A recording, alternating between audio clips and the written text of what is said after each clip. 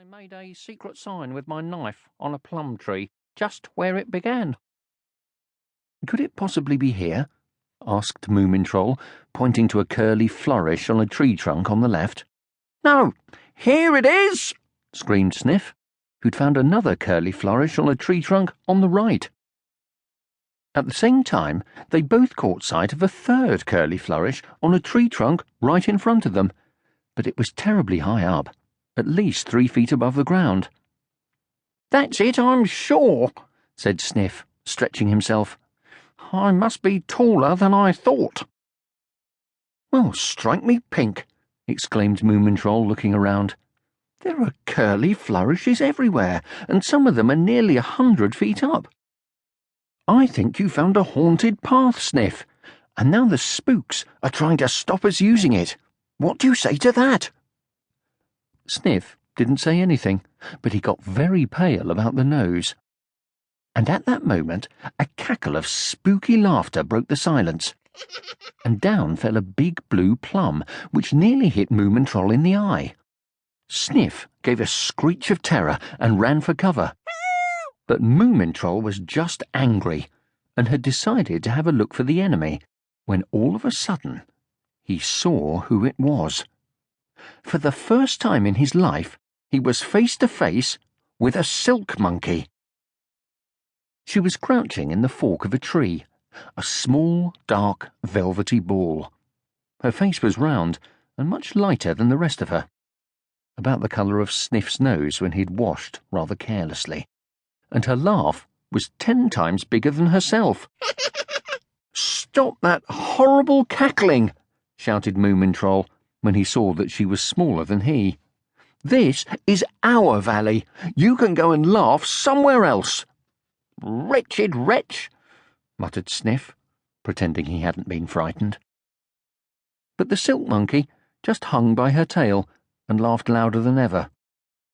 Then she threw some more plums at them and disappeared into the forest with a parting hoot of evil laughter. She's running away, screamed Sniff. Come on, let's follow her. So off they rushed, scrambling headlong through bushes and brambles under a perfect rain of ripe berries and fir cones, while all the little animals underfoot escaped into their holes as quickly as they possibly could.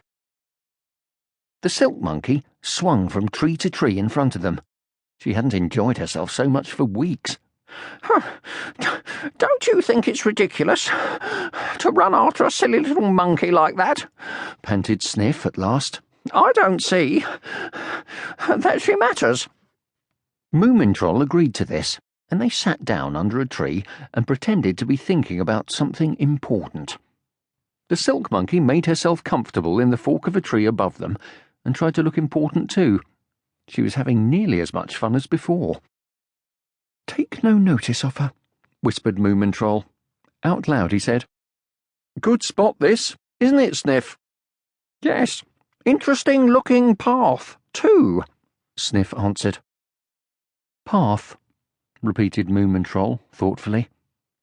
And then he suddenly noticed where they were. Why, this must be the mysterious path, he gasped. It certainly looked most mysterious. Overhead, the branches of the plum trees, oaks and silver poplars met and formed a dark tunnel which led away into the unknown. Now, we must take this seriously, said Sniff, remembering that he was the path pioneer. I'll look for bypaths, and you knock 3 times if you see anything dangerous. What shall I knock on? Asked Moomintroll. Whatever you like, said Sniff. Only don't talk. And what have you done with the provisions? Oh, I suppose you've lost them. Oh, dear. Do I have to do everything myself? Moomintroll wrinkled his forehead dejectedly, but did not answer.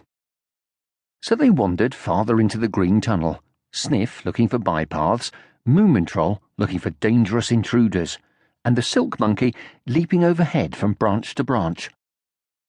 The path wound in and out of the trees, getting narrower and narrower, until at last it petered out altogether. Moomintroll looked baffled. Well, that seems to be that.